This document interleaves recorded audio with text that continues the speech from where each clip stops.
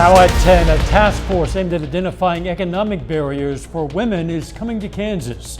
Plus, a movie being filmed right in Joplin. We have an inside look at the film. And Columbus baseball plays in the state championship game. We'll have highlights and post-game reaction. The 4 states' most watched news starts now. Authorities arrest another suspect and give more details about a Pittsburgh murder case. This is KOAM News at 10. Pittsburgh police today said authorities have arrested 19-year-old Dominic Short in connection with shootings this month in Pittsburgh. A warrant had been issued for Short on May 18th. U.S. Marshals and deputies with the Greene County, Missouri Sheriff's Office arrested Short last night in Springfield without incident. The charges against Short include first-degree murder. At last report, Short was jailed in Greene County awaiting extradition back to Kansas. The case stems from the May 13th shootings at multiple addresses on the 100 block of West 23rd Street in Pittsburgh. 2 women were shot. 40-year-old Stephanie Short of Pittsburgh died at the scene. 46-year-old Velma Kuby was in stable condition. In a news release today, police say they've determined multiple people had exchanged gunfire. Authorities had previously arrested James Hamilton of Pittsburgh in this case. He's charged with first-degree murder and attempted first-degree murder, among other crimes. You can read more details about this case on our website, koamnewsnow.com. A Missouri nonprofit is expanding to Kansas to promote women entrepreneurship. United We, a nonpartisan nonprofit whose mission is to advance all women's economic and civic leadership, is set to launch a task force and host multiple town hall meetings across Kansas, including in Pittsburgh. The data collected during these town halls will become a report outlining key barriers women in Kansas face concerning the workforce.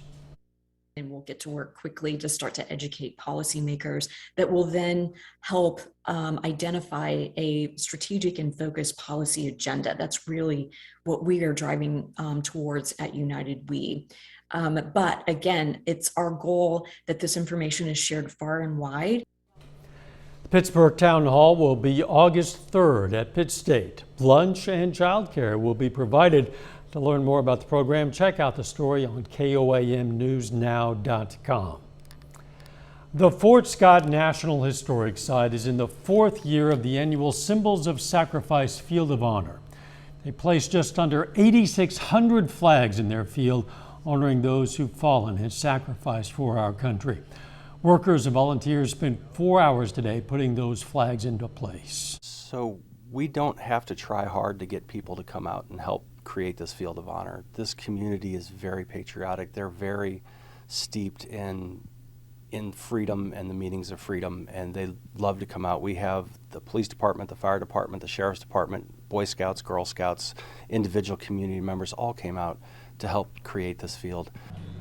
Tomorrow through Monday, the historic site will offer morning and afternoon tours. After 50 years, the flagpole in front of the Integris Miami Hospital is getting a new home. The flagpole was originally built and dedicated by members of the local VFW as part of the hospital's new lobby and entrance. It's now being relocated to the Integris Way entrance just off of Steve Owens Boulevard. Hopefully that we are all united together, and actually without the assistance of the VFW in Grove, the Civil Air Patrol unit, the City of Miami who assisted us with placing that up, how we all work together and we are all united as one country. Plans are also underway to add 2 more flagpoles, which will fly the Oklahoma flag and a Miami War Dogs flag.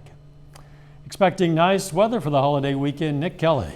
And it's about time too, Dow, after we dealt with the stubborn, slow-moving storm system that kept us chilly and under the clouds and rain for much of this week. We enjoyed clear skies all day long. That allows us to go from 48 this morning to 78 degrees. Finally back closer to the normal high of 80 at this point in the month of May.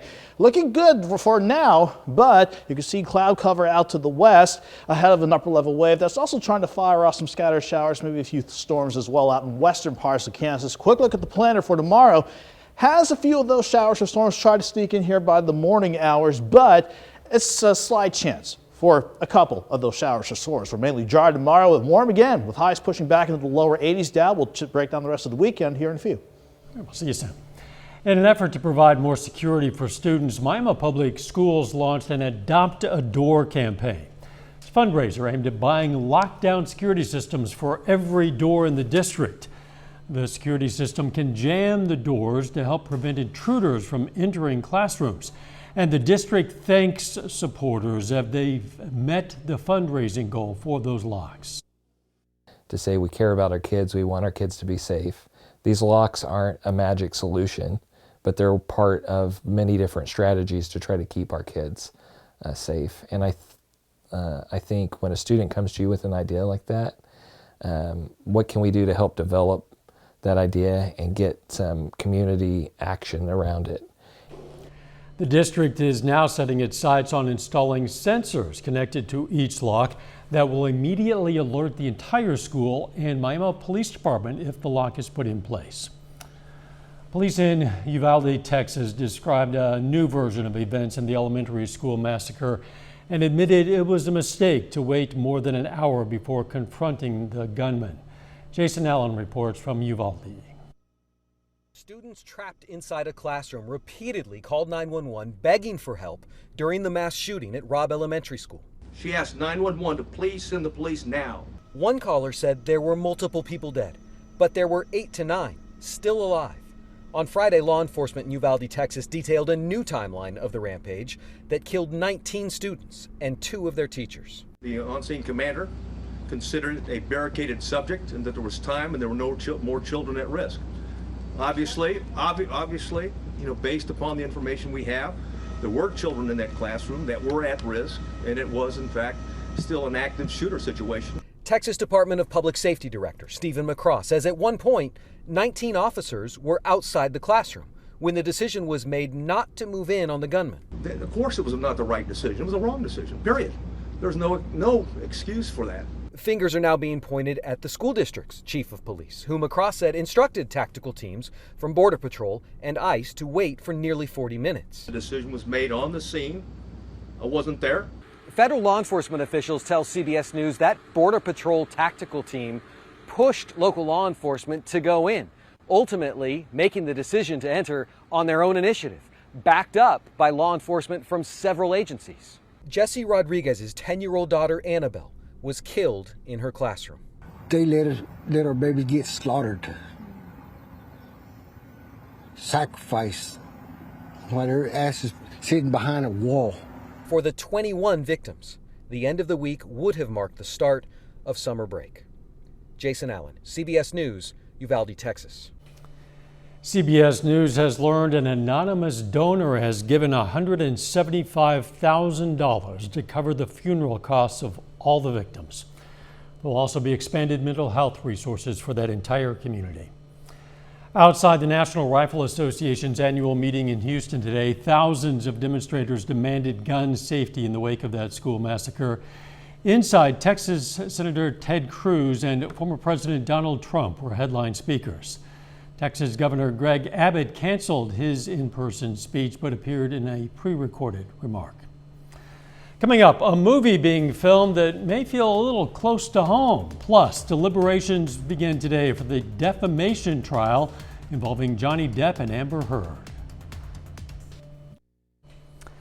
Some movies might hit a little close to home when you watch them, but what if the movie was actually filmed close to your home? Joplin is the host site for the Christian film Undefiled. KOAM photojournalist Ty Parks went on site for a sneak peek. All right, and action. Get out here right now. Yeah, Undefiled is a faith-based film, and it is about a man who had a rough childhood and struggles with addiction and lives his life kind of in the shadow of his father and struggles with that his whole life, but toward the end finds that there is hope at the end of that tunnel. Give me that. Yeah, this guy, he is a man who has, I would say you've heard of generational curses. So he's playing from that perspective hard. He knows what he wants, a hard guy, and he wants to vicariously live through his son. So, Tosh, you're going to be kind of where you started here. Well, I'm local, and some of my crew is local. Light of Life Films is local. Saved us a little bit of money by being able to do it here. It actually allowed us to support the community as well, and a humongous part of the community has jumped in and helped us with this. A lot of people, and so we are so thankful to Joplin and the Joplin area for helping us. A lot of people. Action. I'll decide what this child needs. He's just a boy. Just a boy? This boy's an embarrassment to our name. That movie is expected to be out by next spring. Jurors have begun deliberations in the trial involving actor Johnny Depp and his ex-wife Amber Heard. During the 6-week trial, both sides have ripped into the other over nasty details of their brief marriage. Depp is suing Heard for libel over a 2018 op-ed she wrote describing herself as a public figure representing domestic abuse. Heard has testified that Depp physically or sexually assaulted her more than a dozen times. The jury began deliberating this afternoon. The Jif salmonella recall has expanded to dozens of other products made with the same peanut butter, including those sold at Walmart, 7-Eleven, and Safeway. Fudge, snack packs, and apple wedges are among the items that may contain peanut butter with salmonella. The FDA urges customers to throw out or return items that they believe might be part of that recall. Inappropriately prescribed antibiotics may be causing medical complications for children. A study from the Washington University School of Medicine in St. Louis found children prescribed unneeded or unsuitable antibiotics were 8 times more likely to develop problems like diarrhea and skin rashes. The complications added an estimated $74 million in excess health care costs in the U.S. in 2017. A little bit later, Frontenac softball aims for the state championship. We're going to have highlights and post-game reaction. But first, we are staying warm for the rest of the holiday weekend, but can we stay dry through the weekend? The rest of it. We'll get to the forecast next. The outdoor.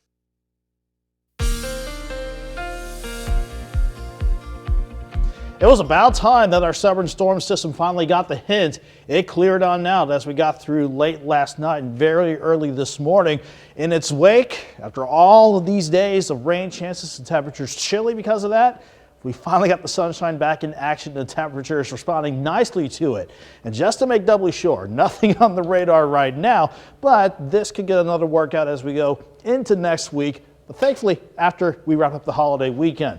And as the storm system cleared out, temperatures responded nicely. We topped out, if you remember, a bit chillier than normal yesterday in the lower 60s, but after we dropped back into the upper 40s near 50 this morning, a good jump back near 80 degrees. A lot of us in the upper 70s to near 80 this afternoon. Still looking good from our live shot of indigo sky outside of Seneca, Missouri. Clear skies up top there. And from 7th and Rangeline in Joplin, we're sitting at 64 at the airport and downtown with that southeast breeze at 3 miles per hour. Everybody's pretty much in the mid 60s now, upper 60s to the west of Joplin, some lower 60s already trying to pop up near Table Rock Lake and Stockton Lake, and everybody will eventually drop back into the upper 50s as we continue with mostly clear skies, at least to start the overnight out. Look off to the west though, we have additional cloud cover coming in from western and central Kansas, not because of anything at the surface, we just have this area high pressure scooting along to the south. The cloud cover out west is going to be driven in by this quick upper level wave coming out of the Rockies. That could also try to bring in a few rain chances by tomorrow morning. So let's time that out for you on the future track. Again, we're dry to start the overnight, but temperatures will continue their drop back near 60 by 2 a.m. and lower, make that upper 50s, pardon me, by about sunrise. But as we head towards sunrise, here comes the edge of that wave, the leading edge, partly cloudy skies building in. Couple of showers, couple of thunderstorms still possible. I don't think the radar will look exactly like this, but it's got the right idea, at least, that some of these slight rain chances will work on in the parts of the area during the morning hours. But we're looking better as we go through the rest of the afternoon. Partly to mostly sunny skies, and despite the slight rain chances and some of the increase in the clouds, We'll turn a little warmer tomorrow. 59 in the morning, 77 by noon. Joplin, you'll top out at 83 with that south wind at 10 to 20.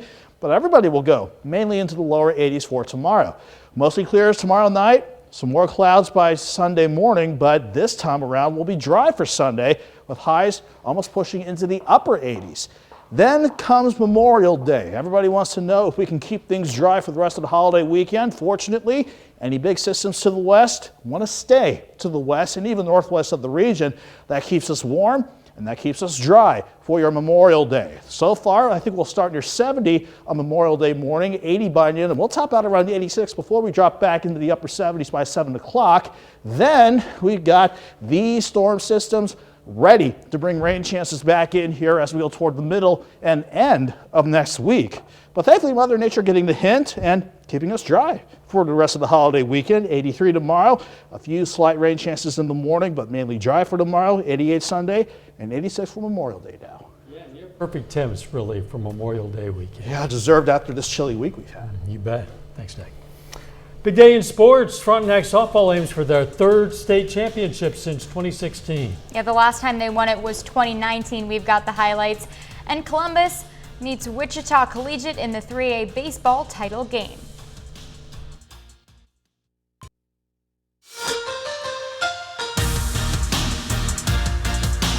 It's day 2 of the Class 3A state softball tournament in Manhattan. The Frontenac Raiders have earned a spot in the semifinals following a 7-3 win over Kingman on Thursday.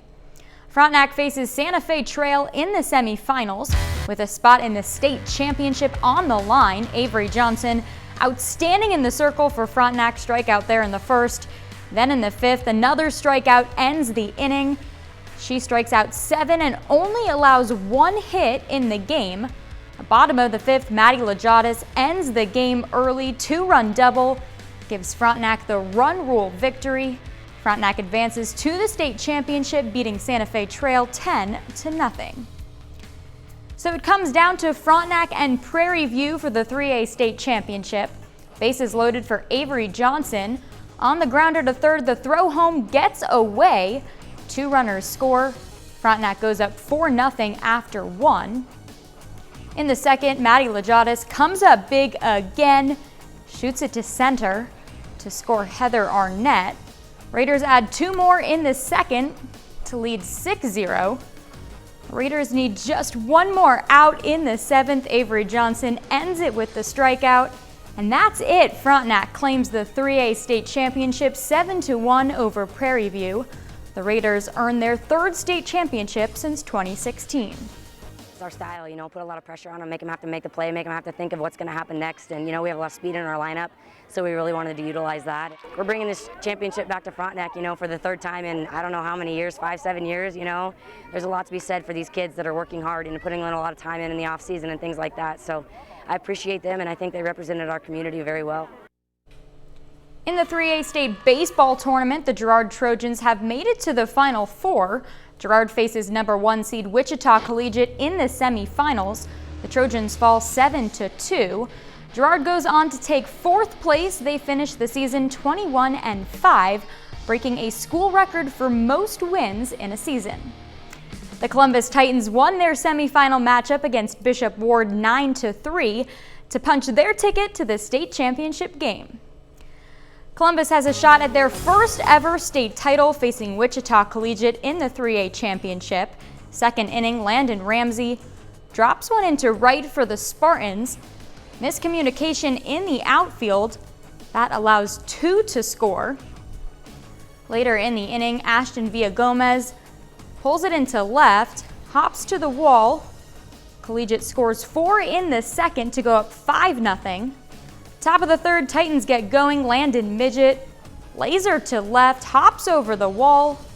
RBI ground rule double for Midget gets Columbus on the board, but the Spartans stay rolling. Columbus finishes as the state runner-up, falling 10-3. It means a lot. These kids have worked so hard all year long, and no one expected us to be here and do this weekend, but except for us and our fans, and we did it, and we were. We got something to build on for next year, and we'll just keep working hard. That's a look at sports. We're back with more news after this. Take time now to honor a local veteran. Everett Van Way served in the U.S. Army in the 1940s. His hometown, Carthage, Missouri. And we salute Private First Class Everett Van Way, a four-state hero. You can learn about lots of other heroes from all across this area. You can also submit a hero of your own anytime you like, and it's very simple. You just go to our website. That's koamnewsnow.com. Hey, here's a look at our tower camera sponsored by R.E. Smith Construction as work continues on the KOAM More Power Project. You can check that out anytime you like on our website, koamnewsnow.com/power. With beautiful weather today, people got out in Parsons and had some fun. Parsons, Kansas held their annual Katy Days Festival. Katy Days celebrates the first Missouri, Kansas, Texas train arriving in southeast Kansas area, later to be known as Parsons. In addition to a parade, activities include food and railroad-related fun. The main thing is it's free. It's free. You can't beat free. Free music, free fun, free entertaining and seeing each other, you know? There's something for everyone. There's free events for the kids all weekend long. There's kids crafts, kids fairs, rides. I mean, there's something there for everybody. Well said, Sean Wheaton. I understand it's free. The festival lasted until 8 p.m. Happens every single year. Another thing that's free is beautiful weather for the weekend. Yeah, and it's well deserved after the chilly week we've had and all the rain chances too. With that said, there's a slight chance that with a quick wave tomorrow, a few isolated showers or storms, mainly during the morning hours, but then the afternoon's looking good. But mainly we're dry for tomorrow and for the rest of the holiday weekend. We'll go from 83 tomorrow to middle to upper 80s for Sunday and Memorial Day. Final sports note. Frontenac softball are state champs. Columbus baseball, not too bad either. They're the runners up, and that's the best finish in school history. Congratulations to all. We're going to leave you tonight with video of the parade from Katie's Day today. Thanks for joining us. Have a safe Memorial Day weekend, and let's make it a great tomorrow.